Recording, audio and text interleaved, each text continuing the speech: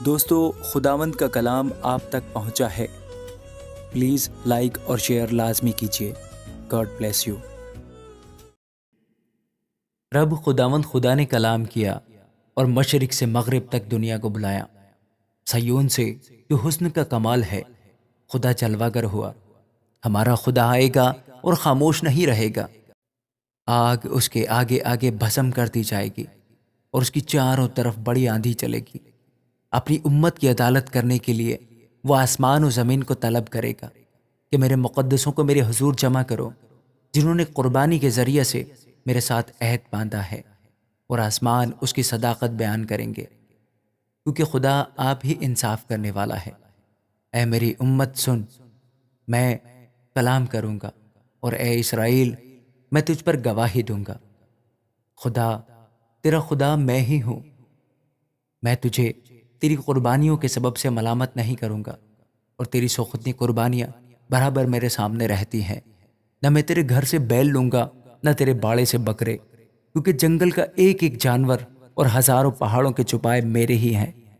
میں پہاڑوں کے سب پرندوں کو جانتا ہوں، اور میدان کے درندے میرے ہی ہیں۔ اگر میں بھوکا ہوتا تو تجھ سے نہ کہتا، کیونکہ دنیا اور اس کی معموری میری ہی ہے۔ کیا میں سانڈوں کا گوشت کھاؤں گا یا بکروں کا خون پیوں گا؟ خدا کے لیے شکر گزاری کی قربانی گزران، اور حق تعالیٰ کے لیے اپنی منتیں پوری کر، اور مصیبت کے دن مجھ سے فریاد کر، اور میں تجھے چھڑاؤں گا اور تو میری تمجید کرے گا۔ لیکن خدا شریر سے کہتا ہے، تجھے میرے آئین بیان کرنے سے کیا واسطہ، اور تو میرے عہد کو اپنی زبان پر کیوں لاتا ہے؟ جبکہ تجھے تربیت سے عداوت ہے، اور میری باتوں کو پیٹھ پیچھے پھینک دیتا ہے۔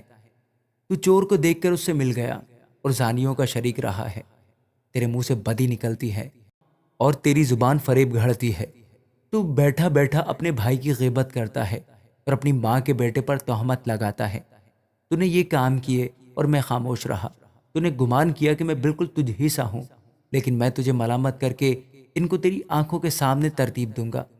اب اے خدا کو بھولنے والو، اسے سوچ لو، ایسا نہ ہو کہ میں تم کو پھاڑ ڈالوں اور کوئی چھڑانے والا نہ ہو۔ جو شکر گزاری کی قربانی گزرانتا ہے، وہ میری تمجید کرتا ہے، اور جو اپنا چال چلن درست رکھتا ہے، اس کو میں خدا کی نجات دکھاؤں گا۔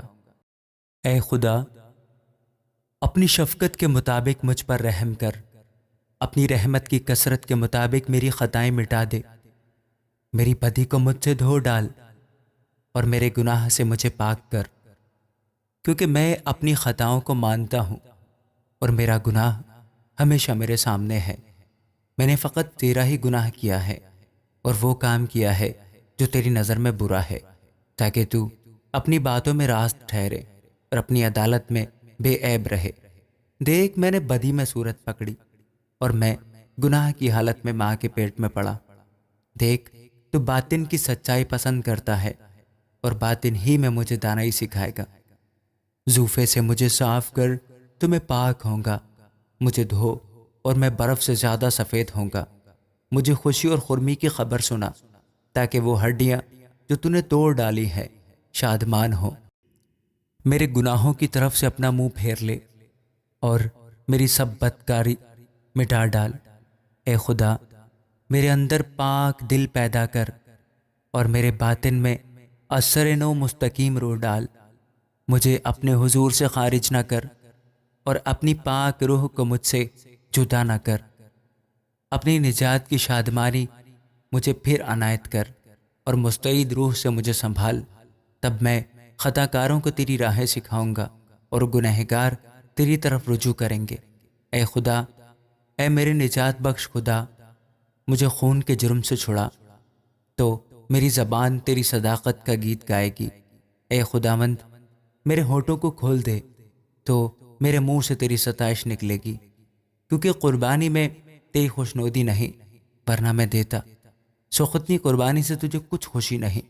شکستہ روح خدا کی قربانی ہے۔ اے خدا، تو شکستہ اور خستہ دل کو حقیر نہ جانے گا۔ اپنے کرم سے سیون کے ساتھ بھلائی کر، یروشلم کی فصیل کو تعمیر کر۔